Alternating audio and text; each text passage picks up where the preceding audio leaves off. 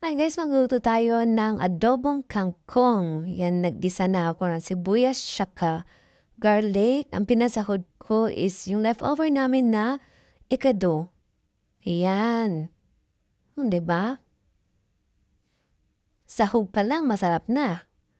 Tapos nalagay po yung kangkong. Fresh na fresh siya guys. Ha-harvest ko lang kanina.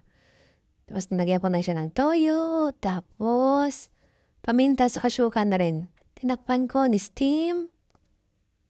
Ayan, tapos haluin mo lang siya saglit. Yan. O, 'di ba? Ang sarap-sarap. Sarap kasi fresh lang, bagong pitas lang. So, yan ang nilagay ko na sa aking baonan. Yan ang aking baon for today. 'Di ba? Thanks guys for watching.